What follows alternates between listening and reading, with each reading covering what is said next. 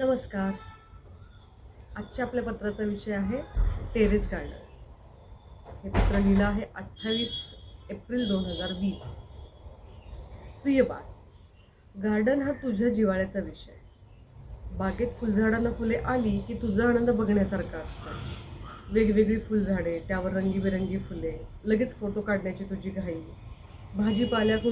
भाजीपाल्यांची कुंडीतली लागवड, त्याला आलेली मिरची, टोमॅटो वगैरे. तुझा उत्साह वेगळाच असतो. पाहतच राहावे. बागेतील वेली, वेगवेगळी रंगीबेरंगी पानांची झाडे, पाम, कॅक्टस यांची दैनंदिन पाहणी, त्याला वेळोवेळी पाणी, शेती, खत, शॉपमधून त्याच्या स्पेशल खत आणणे. कधी कधी तर तू आणि आई गावाकडूनही शेतातून आपल्या टेरेस गार्डनसाठी खत आणि रोपही आणता. मी हे सर्व निरीक्षण करतो. तुमच्या आनंदाद्वारे मी पण आनंद घेतो. बाळ, पर्यावरण, वृक्षारोपण व त्याची जोपासना, टेरेस गार्डन, परसबाग, कुंडी गार्डन, फुलशेती असे विविध विषय जीवनातील एक वेगळा आनंद देणाऱ्या बाबी आहेत. मनुष्याने जीवनात एक क्षेत्र निवडले तर जीवनभर कार्य करूनही अपुरेच राहते. इतके प्रत्येक क्षेत्र विस्तारित आहे. परंतु याला अपवाद म्हणून आपल्या संसारात याला किती जागा उपलब्ध आहे. आपल्याकडे मुख्य काम करून विरंगुळा म्हणून आपण मागेसाठी किती वेळ देऊ शकणार आहोत. आणि अशा सर्व बाबींचा विचार करून आपल्याला शक्य तेवढी बगीचा करावीच. निसर्ग हा जीवनाचा अविभाज्य घटक आहे. निसर्ग या विषयी मला लहानपणापासून आवड. विद्यार्थी दशेत शेतात जाणे, वृक्षारोपण करणे व त्याची जोपासना करणे, निसर्गाच्या सानिध्यात राहणे खूप आवडायचे. पुढे मिरज, जिल्हा सांगली येथे कॉलेजमध्ये सर्व्हिसला लागलो.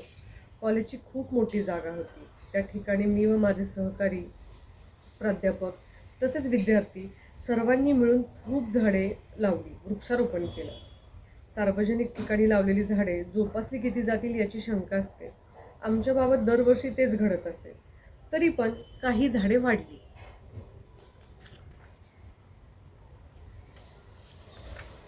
बाळ, आपल्या शेतात विद्यार्थी दशेत लावलेली झाडे किती जोपासली गेली माहिती नाही. कॉलेजमधील लावलेली झाडे किती जोपासली हेही सांगता येणार नाही. पण छंद सोडला नाही. निसर्गाबाबत अधुरी राहिलेली इच्छा तुझी आई व मी आमच्या भाड्याच्या घरात कुंडी गार्डनद्वारे पूर्ण करण्याचा प्रयत्न करत असो. आमची परसबाग बंगल्याभोवती असायची. 25 ते 30 वर्षापूर्वी आमच्याकडे 150 ते 200 कुंड्या होत्या. काही झाडे जमिनीत होती. ज्या ज्या वेळी भाड्याचे घर बदलले जायचे त्यावेळी आम्हाला गार्डन स्थलांतरित करावी लागायची. कसरत पण आनंद असायचा. अशाच वेळी तुझा जन्म झाला. निसर्गाच्या सानिध्यात तू वाढलीस. आमच्याबरोबर बागेत खेळलीस. कधी कधी तर तू अगदीच लहान असताना तुझा पाळणा घरासमोरील झाडाला मी अडकवायचो. तू खूप खेळायचीस. झाडे, त्याच्या फांद्या, फुले, झाडावरील पक्षी यामध्ये तू शांत झोपायचीस. आनंदाने खेळायचीस. आम्हाला त्यावेळी खूप आनंद वाटायचा, जो आजही तुला गार्डनच्या निसर्गाच्या छंद असलेला पाहून होतो.